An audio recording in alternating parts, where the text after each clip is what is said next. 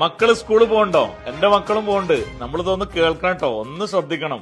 2022 സെപ്റ്റംബറിൽ Kerala intelligence report പ്രകാരം ലഹരി മാഫിയകൾ വലയിലാക്കിയ സ്കൂളുകളുടെ എണ്ണം 250 എന്നാൽ ഇന്നത് എത്ര എന്നറിയോ? 1100 അടുത്തെത്തിയിരിക്കുന്നു. കൃത്യമായി പറഞ്ഞാൽ 1057. എന്റെ നാട്ടിലുണ്ടാവില്ല, എന്റെ ജില്ലയിലുണ്ടാവില്ല. കേരളത്തിലെ 14 ജില്ലകളിലെ സ്കൂളുകളും ഈ കണക്കിലുണ്ട്. പല സമയത്തും പല ജില്ലകളിലെ സ്കൂളുകളിലൊക്കെ ലഹരി പിടിക്കപ്പെട്ടിട്ടുണ്ട്. പക്ഷെ അത് പുറത്തു വന്നിട്ടില്ല. സ്കൂളിന്റെ സൽപ്പേര് കാക്കണം. മാതാപിതാക്കളുടെ മാനഹാനി അല്ലെ? ഒരുപാട് രാജ്യങ്ങളിൽ മയക്കുമരുന്ന് പിടിക്കപ്പെട്ടാൽ വധശിക്ഷയാണ്. ചൈനയിൽ 60 കുറ്റകൃത്യങ്ങൾക്ക് വധശിക്ഷയാണ്. ലഹരിയുമായിട്ട് പിടിക്കപ്പെട്ട സിംഗപ്പൂരൊക്കെ കഥ കഴിക്കുന്ന പറയുന്നത്. നമ്മുടെ നാട്ടിലെ ദിനം പ്രതി വർദ്ധിച്ചുകൊണ്ടിരിക്കുക. ഇപ്പോ പോലീസിന്റെയും എക്സൈസിന്റെയും പിങ്ക് പോലീസിന്റെ ഒക്കെ നിരീക്ഷണത്തിലായതുകൊണ്ട് തന്നെ പെൺകുട്ടികളെ ഉപയോഗിച്ചുകൊണ്ടാണ് ലഹരി വിൽക്കുന്നതും. പണ്ടൊക്കെ സ്കൂളിന്റെ മുന്നിൽ സൈക്കിളിൽ പോയിട്ട് ആ സർവത്ത് വിൽക്കണ കടയിലൊക്കെ പോയി നിന്നിരുന്നു ചെറുപ്പക്കാര്. അതെന്താണെന്നറിയോ? അത് ചെറുതായിട്ടൊക്കെ ഒന്ന് പെൺകുട്ടികളൊക്കെ നോക്കാനൊക്കെ ആയിരുന്നു. ഇന്നെന്തിനാണെന്നറിയോ? ഇന്ന് ലഹരി വിൽക്കാനാ. കഞ്ചാവ്, MDMA, LSD ഈ ലഹരി വസ്തുക്കളൊക്കെ ഈ പറഞ്ഞ സ്കൂൾ പരിസരത്ത് സുലഭമാണത്രേ. ഞാൻ നമ്മുടെ നാട്ടിലൊരു പോലീസ് ഉദ്യോഗസ്ഥന്റെ ഒരു വോയിസ് കേട്ടു. അതിൽ പറയുന്നതെന്നറിയോ? നിങ്ങൾ നിങ്ങളുടെ മക്കളെ വിശ്വസിക്കാതിരിക്കുക, ആദ്യം ചെയ്യേണ്ടത് അതാണെന്നാണ്. ബാഗ് പരിശോധിക്കുക, ആവശ്യത്തിലപ്പുറം പണം നൽകാതിരിക്കുക, മക്കള് നിരീക്ഷണത്തിൽ ഉണ്ടായിരിക്കണം. അത് ഏത് സ്കൂളിൽ പോകുന്ന കുട്ടിയാണെങ്കിലും നമ്മൾ വിചാരിക്കും ആ സ്കൂൾ അങ്ങനെയാണ്, അല്ലെങ്കിൽ ആ വിദ്യാലയം അങ്ങനെയാണ്, ആ കോളേജ് അങ്ങനെയാണ്. അങ്ങനെയല്ല കേട്ടോ, അങ്ങനെയല്ല. 2018 മുതൽ 23 വരെ വിമുക്തി മിഷന്റെ കൌൺസിലിംഗിന് വന്ന ആളുകളിലെ ഏറ്റവും കൂടുതൽ 21 വയസ്സിന് താഴെയുള്ള കുട്ടികളാണ്, ലഹരിക്ക് അടിമപ്പെട്ട കുട്ടികളാണെന്ന് പറയുന്നു. എങ്ങനെ നമ്മള് മക്കളെ വിശ്വസിച്ച് പുറത്തുവിടല്ലേ? നെഞ്ചിൽ തീയാണ് ഓരോ മാതാപിതാക്കൾക്കും. ഞാൻ എപ്പോഴും പറയാറുണ്ടായിരുന്നു, ഏറ്റവും സന്തോഷമുള്ള മക്കളുടെ പ്രായം എന്ന് പറയുന്നത് 5 വയസ്സിന് താഴെയാണ്.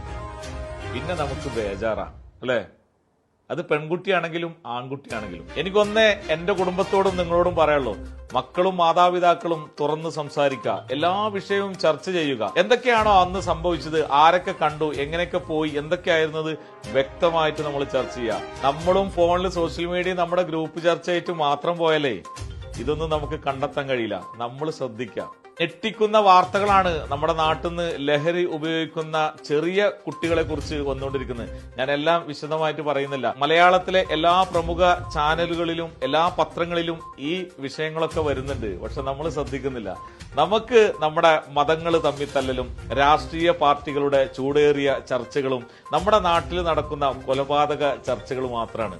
ഇതിനൊക്കെ അറുതി വരണമെങ്കിൽ നമ്മുടെ നാട്ടിലെ നിയമം കർശനമായിരിക്കണം.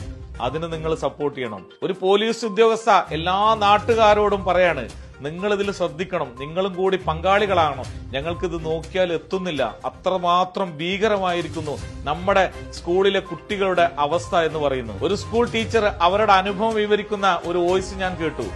വളരെ സങ്കടകരമായി അവർ പറയാണ്, അവർ കരയുന്നുണ്ട്. ഒരു പെൺകുട്ടിയെയും 3 ചെറുപ്പക്കാരെയും ഒരു വീട്ടിൽ നിന്ന് പിടിക്കുന്നു. അങ്ങനെ ഈ കുട്ടിയെ ചോദ്യം ചെയ്തപ്പോൾ ആ സ്കൂളിലെ നന്നായി പഠിക്കുന്ന, ഒരിക്കലും ഒരു സംശയം തോന്നാത്ത 20ഓളം പെൺകുട്ടികൾ ഈ ലഹരി വിൽപ്പന നടത്തുന്നുണ്ട് എന്നറിഞ്ഞിട്ട് ഞാൻ ഞെട്ടിപ്പോയി. നമ്മുടെ കൈപ്പിടിയിൽ ഒതുങ്ങാത്ത അത്രയും വലുപ്പത്തിൽ ഇത് വ്യാപിച്ചിരിക്കുന്നു. വളരെ അപകടകരമായ ഒരവസ്ഥയിലൂടെയാണ് നമ്മുടെ സംസ്ഥാനം, നമ്മുടെ സ്കൂളുകൾ കടന്നു പോകുന്നത്. ആ ടീച്ചർ പറയാം, നമ്മൾ ശ്രദ്ധിക്കണം. അത് നമ്മുടെ മക്കളെ മാത്രമല്ല, എല്ലാ മക്കളും നമ്മുടെ മക്കളായിട്ട് തന്നെ നമ്മൾ കാണണം. കേരള ഗവൺമെന്റിന്റെ ലഹരിക്കെതിരെയുള്ള പോരാട്ടത്തിൽ നമ്മളെല്ലാവരും ഒരുമിച്ച് പങ്കുചേരണം. വീട്ടമ്മമാരും ജ്യേഷ്ഠാഞ്ചന്മാരും മാതാപിതാക്കളും മതസംഘടനകളും രാഷ്ട്രീയ സംഘടനകളും സന്നദ്ധ സംഘടനകളും എല്ലാ പ്രവാസികളും ഇതിനുവേണ്ടി ഒറ്റക്കെട്ടായി പ്രവർത്തിക്കണം. കാരണം നമുക്ക് നമ്മുടെ മക്കളെ വേണം, നമ്മുടെ നാട് വേണം. അവസാനമായി ഞാൻ ഒന്നുകൂടി പറയുന്നു, ഇതിനൊക്കെ നിയമം കർശനമാക്കണം. ബഹുമാനപ്പെട്ട നീതിപീഠമേ, നിയമം കർശനമാക്കണം.